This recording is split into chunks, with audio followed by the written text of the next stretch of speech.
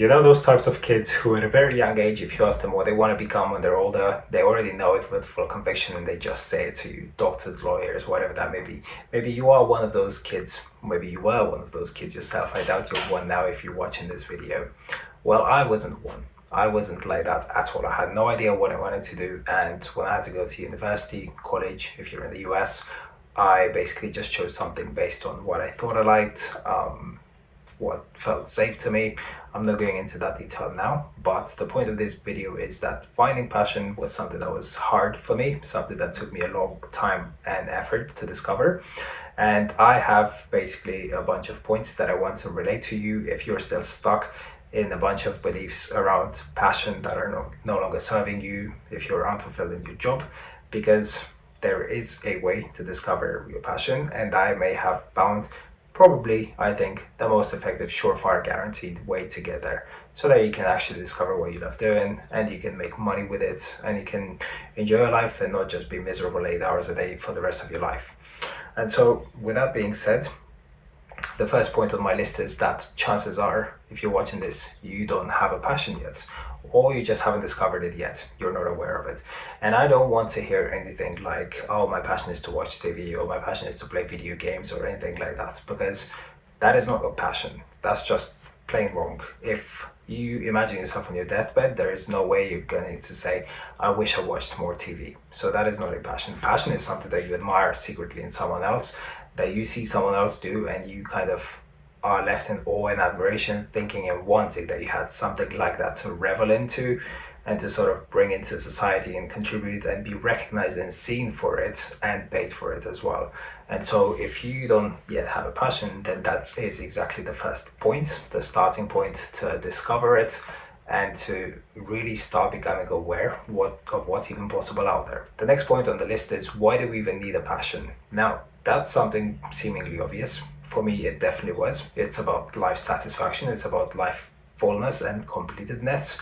If you're going through the motions, feeling like, you know the saying, some people die when they're 20, but they're only buried when they're 60, then I personally refused to live like this. I had my own experience as an engineer, starting my career in a field that I thought I liked. Did it for a couple of years. It was the hardest thing ever to quit it, but I knew that there was more to it than that, and satisfaction lies at the end of me finding the thing that I'm meant to do, the thing that I'm actually genuinely passionate about. So to me, that's a bit of a no-brainer, but if you're more practically inclined, well, there's many reasons why. One of them is economical.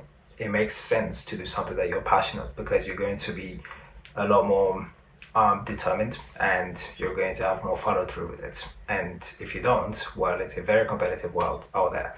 You're going to do something in a sort of half-assed measure. You're just going to be sort of beaten by people who do the thing that you sort of stumbled into as by choice because they love it. They'll go the extra mile where you won't. They'll stand out. They'll take opportunities where you will just get passed by, and you've probably experienced that for yourself. It just sucks. It just sucks to do something that you're not generally aligned with in your core, in your identity. Not to mention that by finding your passion, you actually discover things that are possible in terms of flexibility. Maybe you don't want to work in an office if you're stuck in an office. Maybe you don't want to work in a job. Maybe you want to build a career, whatever it may be. Passion can benefit and can serve that greater vision for yourself. Maybe you have kids at home, you want to spend more time with your family. Maybe that passion can unlock you and free you from having to do a job in an office away from them 8 hours a day or longer if you're also traveling as a consultant, for example. There are many practical uses for a passion in the economy that we live in. Now, there are a bunch of outdated beliefs about work and about passion, which no longer served me, and which I suspect if you're watching this video might have as well. I used to hear my dad say things like, oh, people have jobs, high-paying job or well-paying jobs that they can do from 9 to 5, and then after that they just go home and do their passions. They play the trumpet or whatever they're into.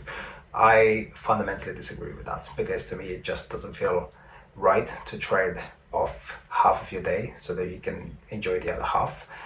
It's not to say, again, that I want to be sat in front of a TV for 8 hours a day. No, I just want to find something that's satisfying me intrinsically and that gets me the appreciation and sort of monetary reward that I deserve.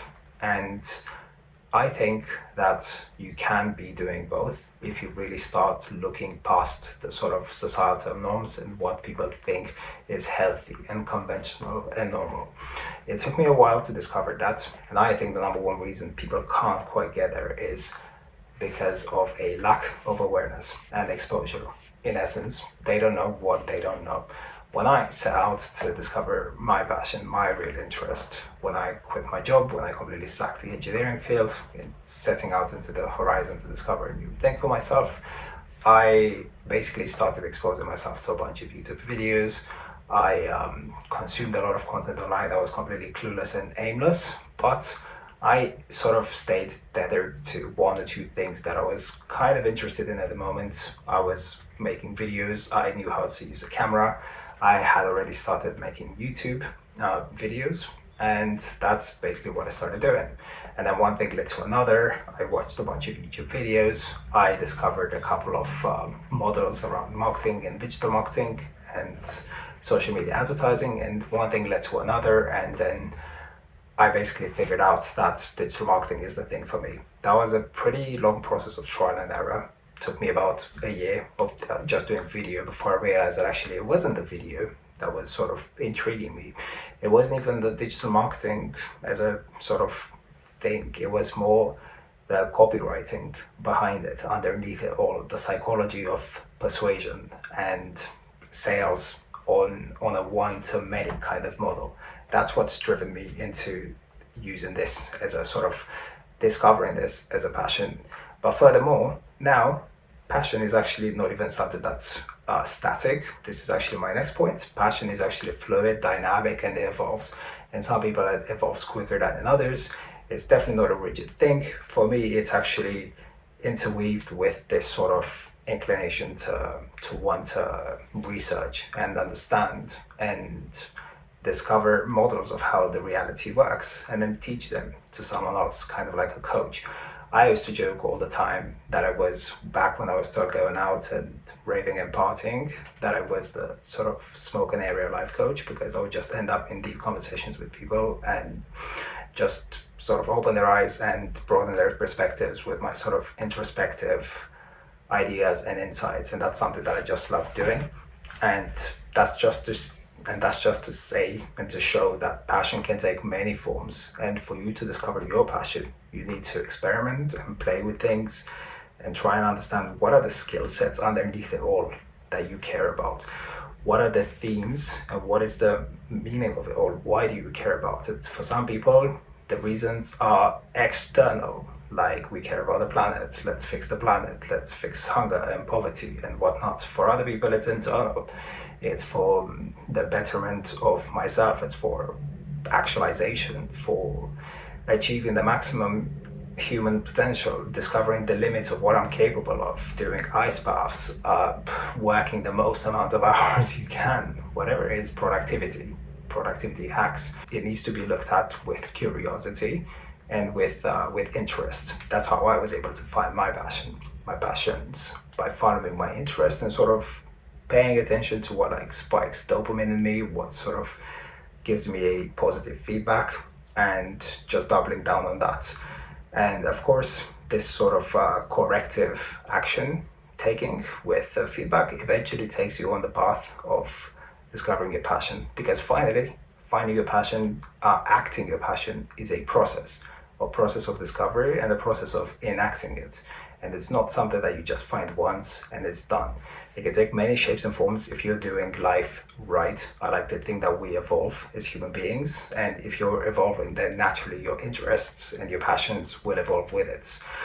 All of that to conclude that it should be built on your purpose. And when I mean purpose, I mean it in a very functional and practical way, just like when you look at a Hoover and you say, the purpose of this item is to hoover dust. I think humans, due to their nature and nurture, their genetic predispositions and their upbringing, societal norms, are sort of designed and nurtured and bred to be good at some things and and less good at other things. That is basically what purpose is in my eyes. And in order to find it, it's once again a case of exposure, a case of awareness. Because if you don't know what you don't know, you can't do anything about it. You don't really even know where to begin researching. Whereas when you start seeing a friend doing something, you start seeing someone else doing something, and you model them, and you think, that looks good. That looks like something that I want to try. And then you try it. If it works, if it fulfills you, you do more of it. If it doesn't, you continue your exploration, and so on. So I hope this starts your appetite for finding your passion, for the discovery process. It's certainly a very exciting endeavor that served me many times over and that I will continue to stay passionate about. And to leave you with a quick exercise, a lowest hanging fruit in terms of finding your passion, or at least finding your direction. Just wonder and ask yourself, what is one thing that I could be talking about for 10 minutes straight, uninterrupted, to a friend? Not even a crowd, because maybe you have fear of public speaking. To a friend, what is the thing that I keep going about? And that's the first thing where you need to start exploring. Let me know what you think about that. And until next time, to your passion and success.